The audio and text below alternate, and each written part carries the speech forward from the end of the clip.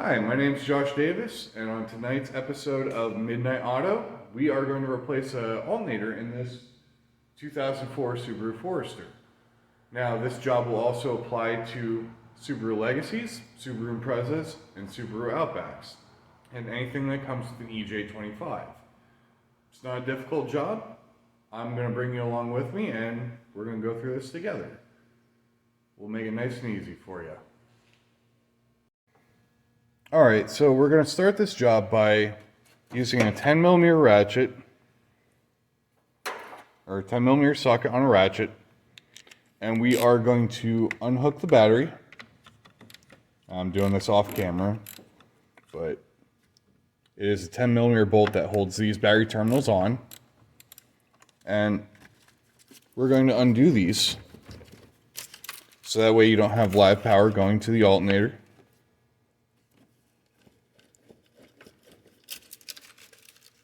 And sometimes these things can be on there a little tight, but they'll come off.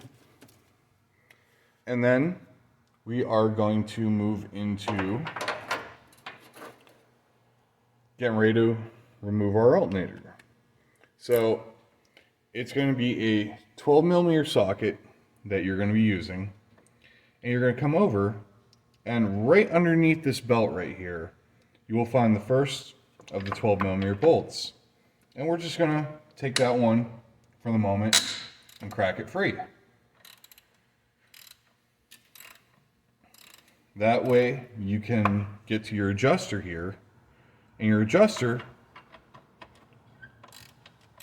you'll be able to undo, turn it left, and it'll actually start loosening up. And I usually like to put a few turns on these, just so that way when you crack this one free, right here, the alternator will start to drop out of the way.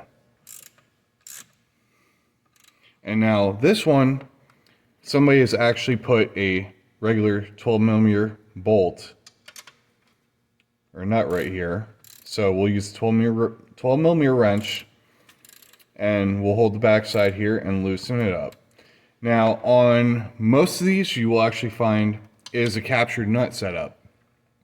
But someone else has been in here at some point and either replaced the motor or replaced the alternator, and either broke that or the bolt broke off or whatnot, and now there is a 12mm bolt there. So we'll push it down. You can see that the alternator is now loose. So now we can actually take this adjuster bolt, run it down a little more until the alternator is free, and then we will take the belt off. I gotta put a couple more turns on this here. Push the alternator down until the belt slides off. A couple more. Sometimes these can be up there a little bit. But now we should be able to remove the belt from the alternator. Now, the nice thing about these EJ25s is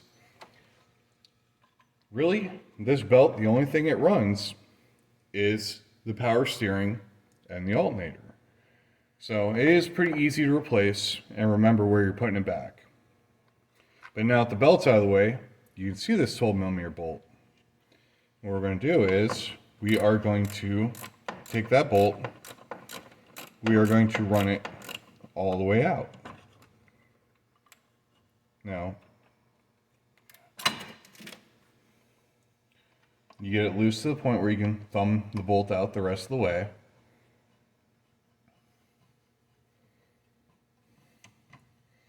And we're going to take this bolt here that goes through the tensioner bracket, and we're going to put it up out of the way where you're going to remember where it's at, because you don't want to find it a week later or spend 2 hours trying to look for it. The other thing we're going to do is we're going to come in here. There's a connector and a little push tab, and we are going to squeeze that. I'll even swing this up so you can see. You have a green connector here. You'll push the tab, and remove the connector. And then we have, under this cover here, a 12mm bolt that connects to your battery feed. And we'll loosen that up as well. So now what we're going to do is we're going to thumb this bolt off. And remove this battery feed. Now we'll take this 12mm bolt and we are going to put it off to the side where you will remember where it's at. And now we can actually reach in here. In my case, I can thumb off this 12mm bolt that's on the back side of this main pivot bolt.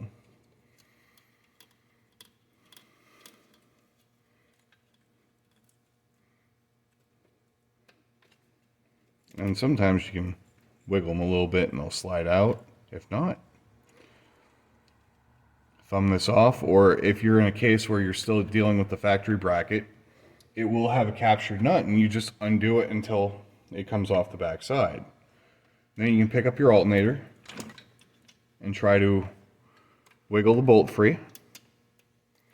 This one has a washer on the back side. Make sure you grab that. In your case of having a factory bracket, there will be no washer. It'll just be the factory bracket. And then you normally just sneak this bolt out through the side. And yet again, put that out where we know where it's at. And then both our connections are out of the way. We'll take the alternator, wiggle it a few times.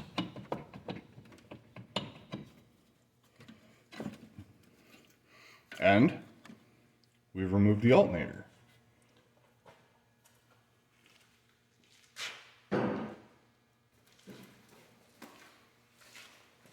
Now guys, like I always tell you, use a good quality part. I'm using a Denso factory remanufactured alternator because yes, it's a few bucks more, but in the long run, you'll have a part that's to factory specifications. You know, you can use the parts store one, they're usually fine, but I like to use a good quality part because the likelihood of a part failure or this thing wearing out in a year or two is very, very slim.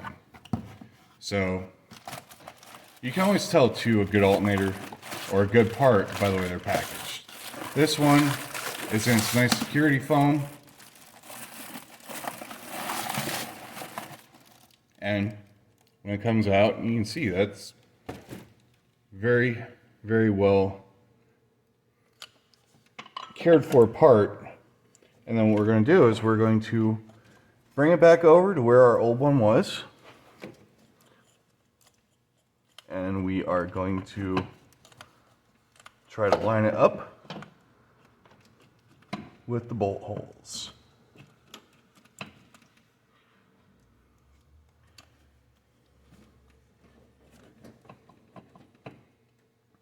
Now on these, sometimes you have like a little sliding collar on the back side, and what that does is that allows it to tighten down.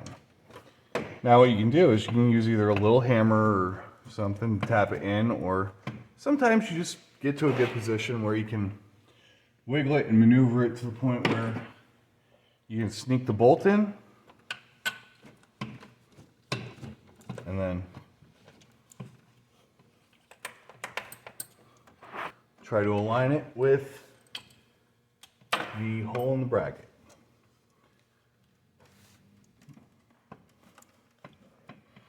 And don't be afraid. Sometimes you gotta wiggle them and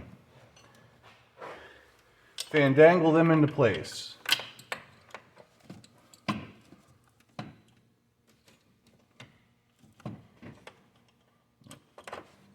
This one, we actually have to adjust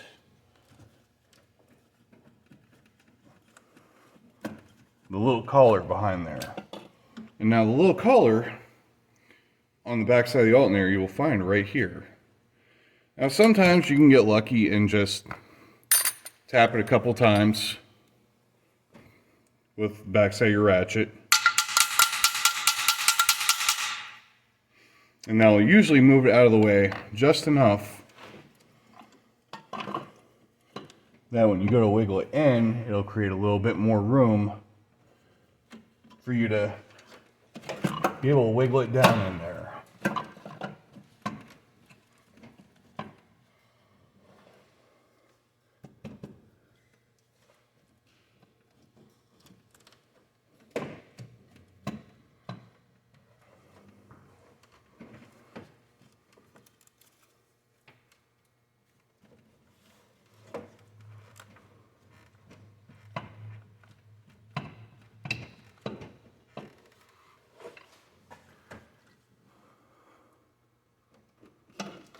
And if it takes a little bit to get it in, don't be discouraged.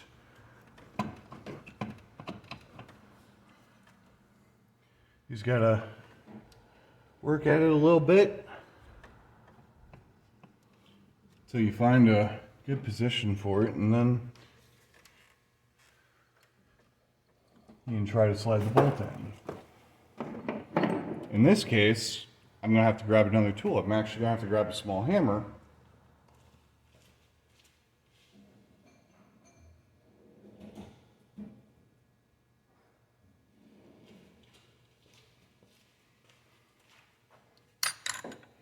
So I can actually slide that little collar here back just a little bit. Now in this case I got a little ball peen hammer. And sometimes you can just take it and knock it back just a little bit. You don't have to hit it too hard, but sometimes it requires a little massaging. You see now that allowed me to drop it down in so we can get our bolts in and start trying to get it lined up.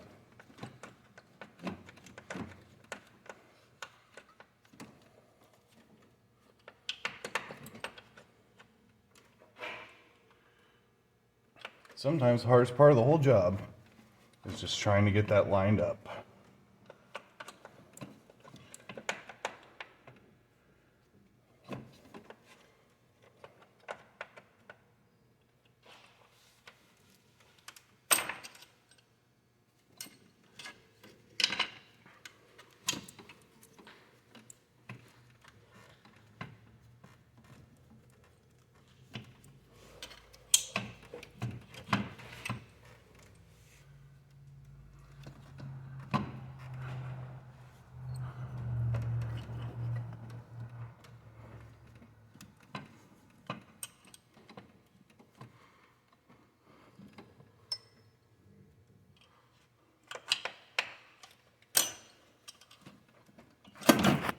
And sometimes it'll still be a little tight, so don't be afraid to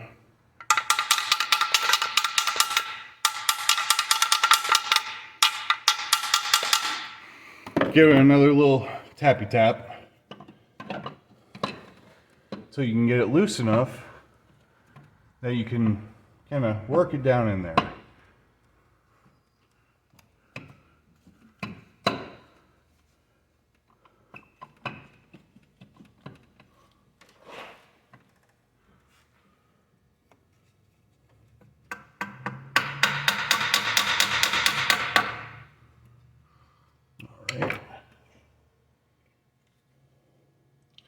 And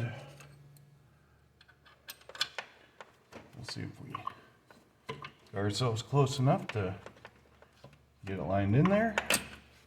We did. There, we got the first bolt through. And that'll help kind of align everything. So now, in this case, I can grab my washer and my nut. I can put it on the back side. And then just, you can thumb it on, thumb it on.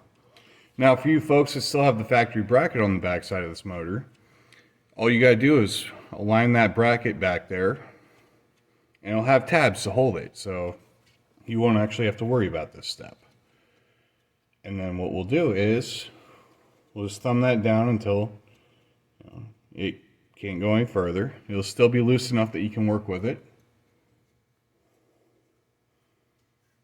And then we will come over, we will grab the bolt that goes to the tensioner, and we will take that, flip it around so you can connect it in.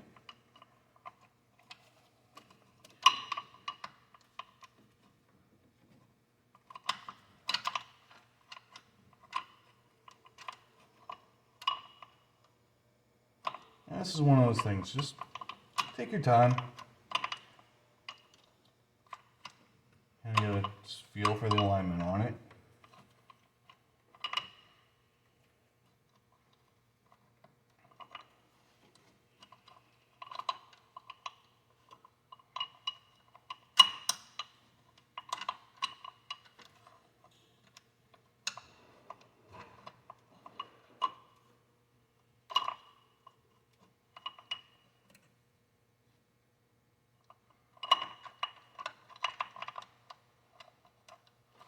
And don't be afraid to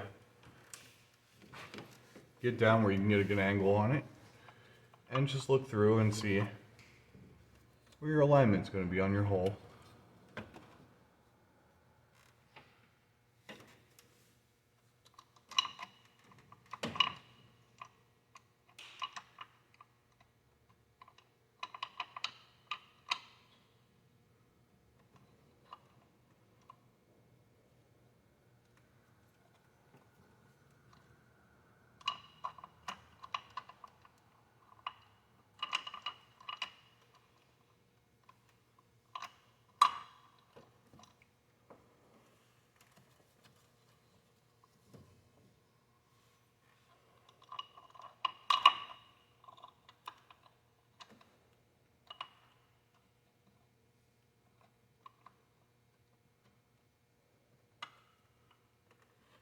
You'll find just the right spot to be able to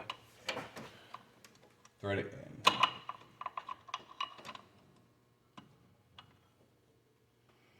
And then what I normally do is I normally take my ratchet, I try to thread it in a little bit.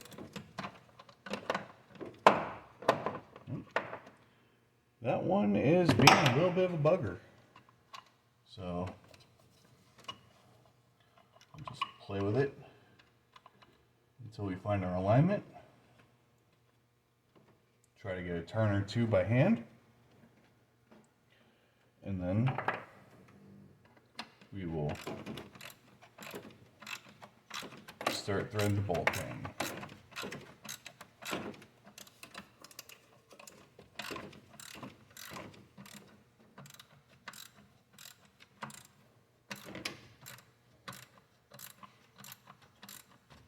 Now we're going to bring it almost to the point of contacting.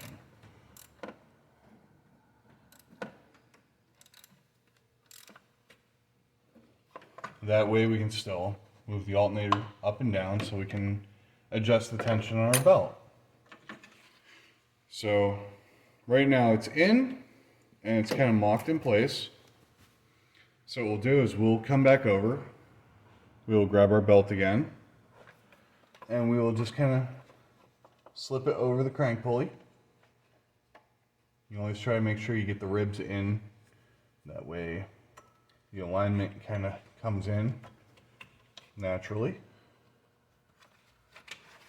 The nice thing about Subarus is they do give you a lot of room to work. So what we'll do is we'll just push this one down all the way until we can slide our belt in over that. And then we will keep tightening this bolt down until we start setting our tension on our belt.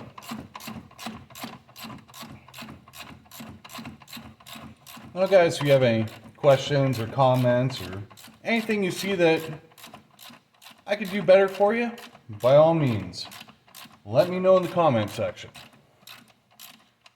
Now we're starting to set tension. Now you don't have to have this thing guitar string tight, but you do want to have it kind of tense, you know. Like, not quite guitar string. You can still kind of move it up and down a little bit. And then what we'll do is we'll come under here and we will tighten our 12mm bolt all the way, because now we are officially going to lock this into position.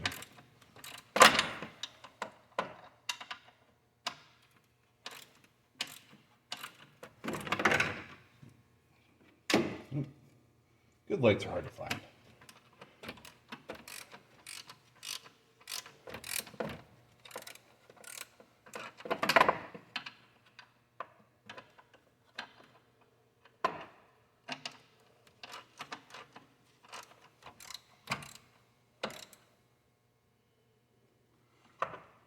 And then what we'll do is we will come over here. Like I said, in the case of this particular vehicle, it already has a 12mm bolt on the back side, or on the back side. So what we'll do is we'll just tighten this one down. We'll use German specs, good and tight.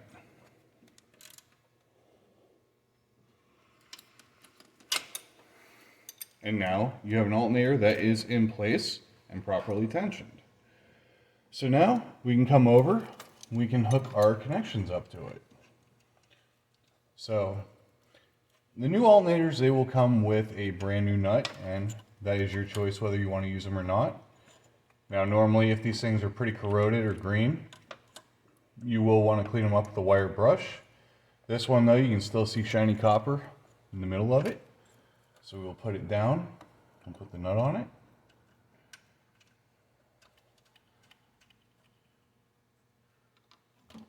And, oh, hey, they made that one a 13mm, so hold on a second here. Aftermarket bolts may have different sizes than the factory.